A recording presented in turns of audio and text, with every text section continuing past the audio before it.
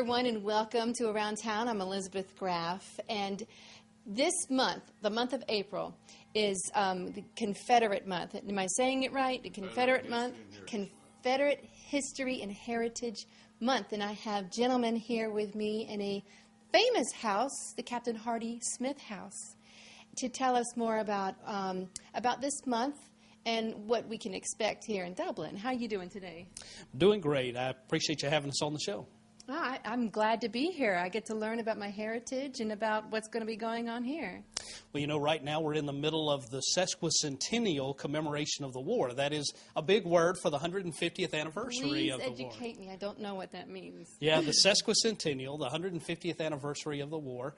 And, you know, not only are we in the 150th anniversary of the war over that 4-year period, but this year is the most important year for the state of Georgia, for our history, because in 1864, virtually all of the important stuff, other than those things right around Richmond, were going on right here in Georgia. Mm-hmm. So this is a very important year for Georgia as we commemorate the war 150 years later. Mm-hmm. And we have this fabulous house that sits here in the middle of Dublin that is so rich in history, the Captain Hardy Smith House. Could you tell us about this house? It was built in 1873 by Captain Hardy Smith. He lost his arm at the Battle of Mechanicsville.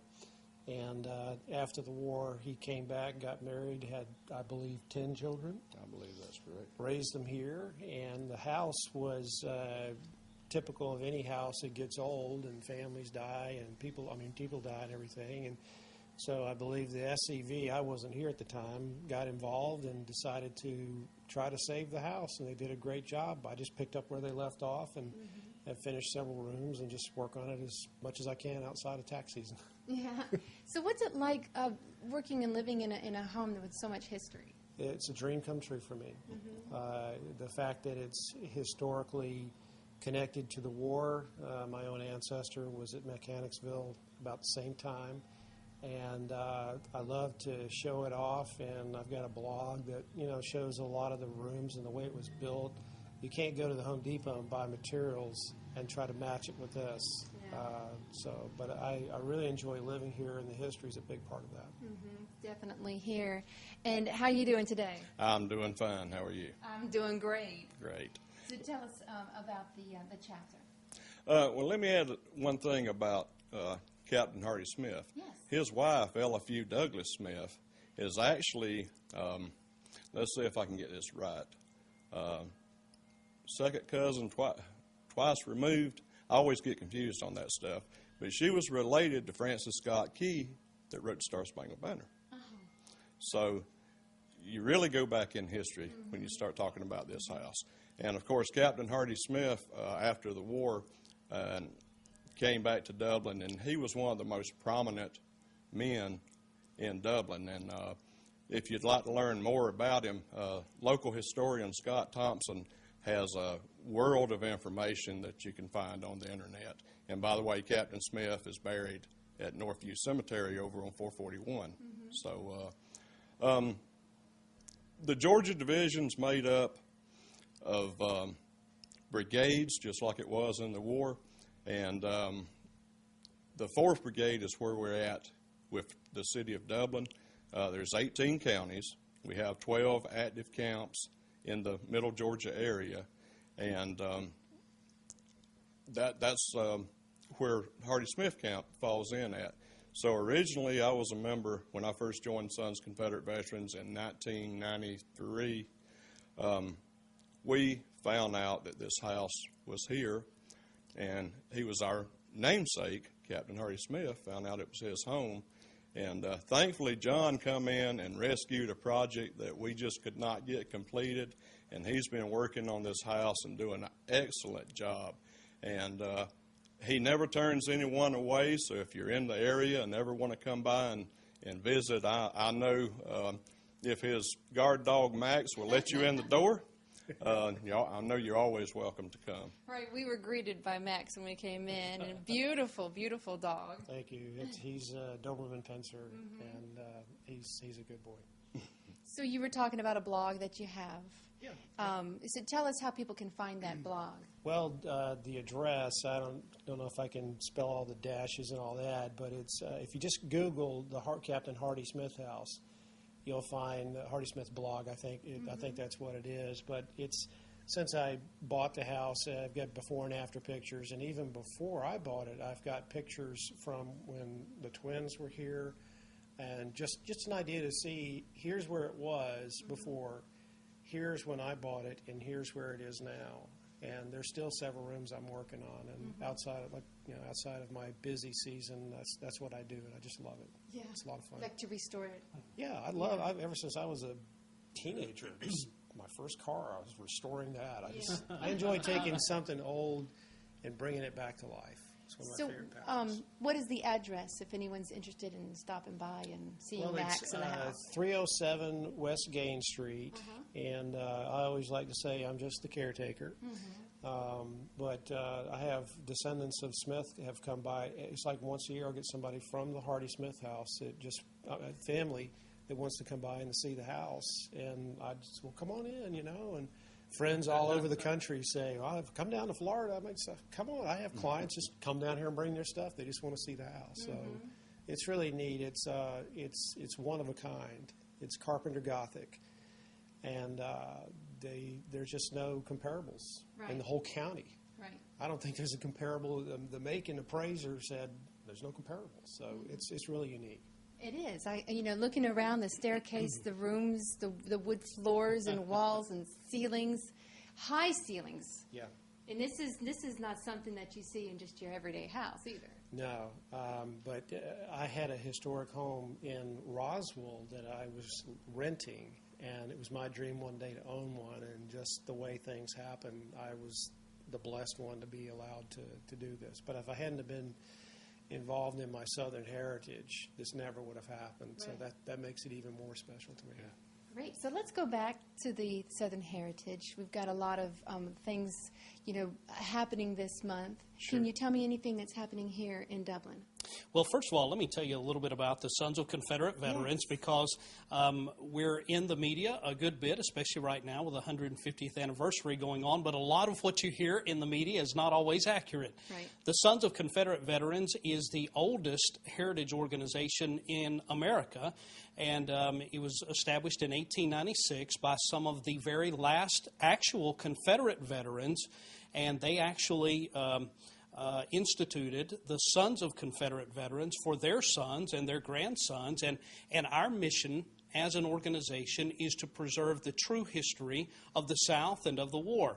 Of course, we've all heard the statement, to the victor belong the spoils, and in many cases the winner writes history the way they want history to be viewed. And so in many occasions the South has been viewed in a totally different light than things really were. And of course, your viewers that are from here in Middle Georgia, they're going to be familiar with the truth about Southern history to a large degree. But outside of some of our rural communities that are still left, like here in Dublin, Georgia, it's not that case. And so it's our commission, our job, our responsibility to present a true version of the South and of her history. And so help educate. Absolutely. Education is a huge part of what we do. In fact, on the Georgia Division website, we have a number of educational resources that are free to anyone that wants to take advantage of those. We have a lot of homeschooling families, private schools, Christian schools that use the actual curriculum that we've developed that's on the website when they're studying that portion of American history. And then we even have some of the public schools that use some of the different things that we put out. That's fabulous, to have all that education right there on your fingertips. Absolutely, because education really is important. And, we believe in the Sons of Confederate Veterans that every group of people has a right to celebrate their history and their heritage and who they are. And, we find it a little ironic that some people believe they have a right to celebrate their history and heritage, but not Southerners. And here in Georgia, we've decided that it's not going to be that way anymore. We're just good Christian folks, but we believe Southerners have a right to preserve our history and heritage and to celebrate it. And that's what we're doing. Now, you handed me something recently, just a few minutes ago, about the Cherokee Confederate. Tell me about that.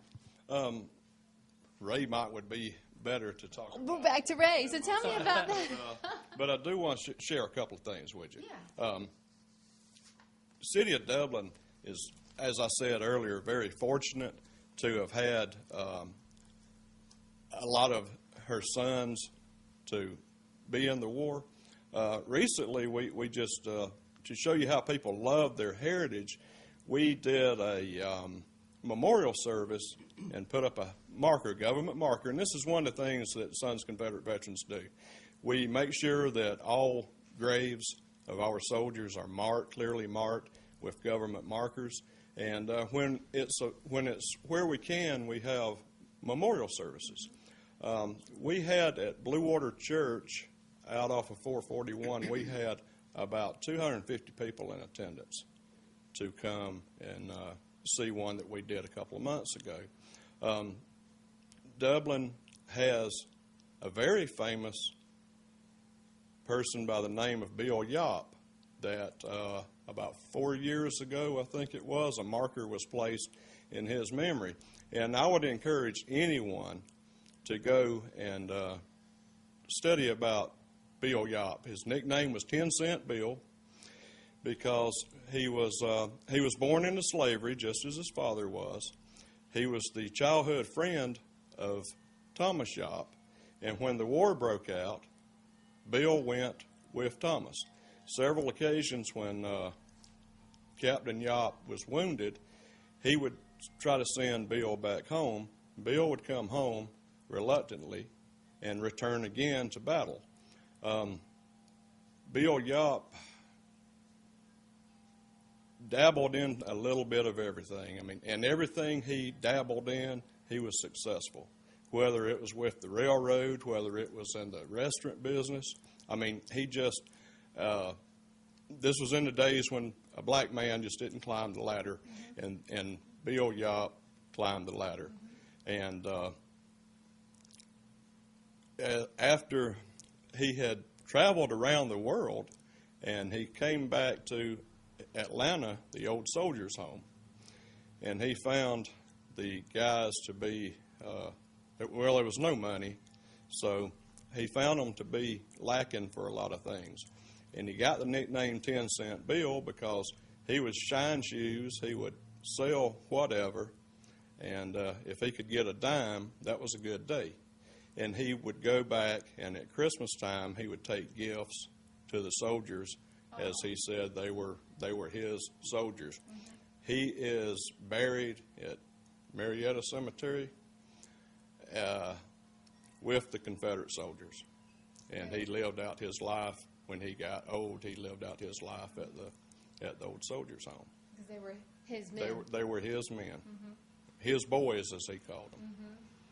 And to be from Lawrence County, and if I'm not mistaken,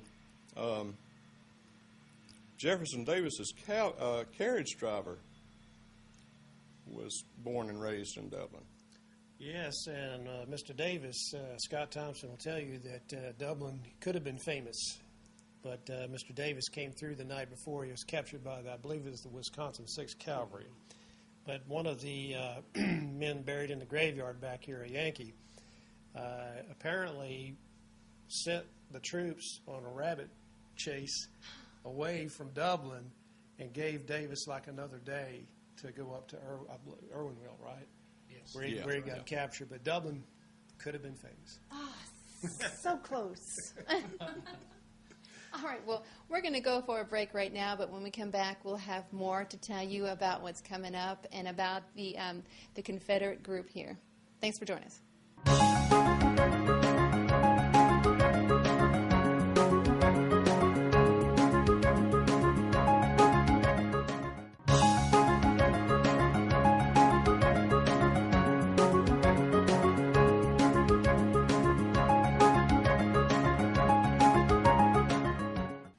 Hello, everyone, and welcome back to Around Town. And we are learning history here about the Confederates and our area here, too. And we have Show us this license plate that we have here. Now, you were telling me that we've had this type of tag for like a decade now, but it's a little different. Tell us about it. Here in Georgia, nonprofit organizations are able to have specialty plates that anyone, when they go to renew their tag, can request a specialty plate from whatever their organization of choice is. And so for a decade now here in Georgia, we've had a specialty plate with the Sons of Confederate Veterans logo on it. You don't have to be a member of the Sons of Confederate Veterans to request it and to drive around with it. But this year, the state decided to do away with the raised letter format that has always been on our tags before. Mm-hmm. They've gone to a flat plate, and so the state requested that we submit a new version of the tag, a new design. And so the new design that we submitted is very similar to one that you'll see for the Veterans of Foreign Wars and other veterans organizations, except that in the background, instead of seeing a United States flag, you'll see the Confederate battle flag. Well, it's not a new plate, it's just a new design. Mm-hmm. But about a month and a half ago, this was big news all across America. We were on all the national networks because there were a lot of folks that really liked it and a lot of folks that really didn't like the fact that it has a Confederate battle flag. But it is, so far, it is the best-selling specialty plate in the state of Georgia this year, and we believe it'll continue to be so. It's the most beautiful plate being offered in Georgia this year. You know, it's easier to clean, too, since it's not raised. That's correct. It is easier to keep clean. Cheaper to make, probably. Probably, yeah. Can I comment on that, please? Please do. $10 of each one of these tags that are sold goes to the Georgia Division Sons of Confederate Veterans. And what we use this money for is in restorations of monuments, education, new monuments, whatever it is that we deem necessary. The money will go back and generate through the Department of Motor Vehicle for Tag Department to go into special projects. And that's why we encourage people, if you like the tag, please go out and put it on your vehicle, because it does help to preserve our history and heritage. Yeah, and it's really nice looking, too. And Elizabeth, let me also say that in most instances, when you go in to renew your tag, if you want one of these, you're going to have to ask for it, because they're not always displayed for you to pick and choose the one you want off the wall. So anyone can have it, whether you're a member of the organization or not. Obviously, we'd love to have new members to join the organization, but you can get the tag whether you're a member or not. And as Kim said, $10 goes for the preservation of monuments and things. The truth is, 150 years after the war, really none of the monuments are being preserved by anyone except the Sons of Confederate Veterans. So it's a wonderful way to make a contribution. And, the rest of the money you have to pay over and above the $10, you'll have to ask Nathan Deal where that goes. Right. And you were speaking of monuments, the one that we have here. You told me something about what at night. Well, the Downtown Development Authority here has done a great job of redoing the entire area. And along with that, there are now lights on Dublin's Confederate Monument, and at night it's lit up, and it's quite beautiful. And it's a really beautiful statue too, and it's been here for years, and we finally have light on it. Well, it finally got put up in 1912.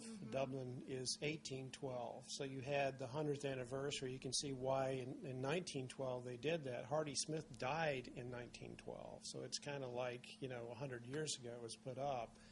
And Confederate monuments are always facing south.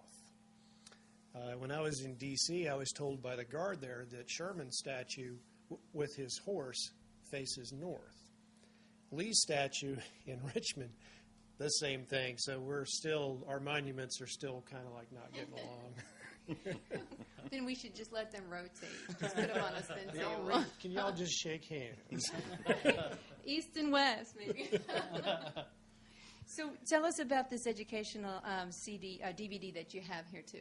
Yes, this is a CD of the curriculum that we were talking about in the first segment, but this is actually an audio book on CD of the curriculum. Well, I'm wrong on both accounts. Okay. So, if you're the kind of person you like to read, then it's available. You can print it out as a PDF file right there on the website. Or if you like to listen to it, riding down the road or sitting there at your computer doing some work, then you can get the audio book on CD as well. And again, there are a lot of other educational resources in addition to this, and we encourage people to take a look. It's georgiascv.org.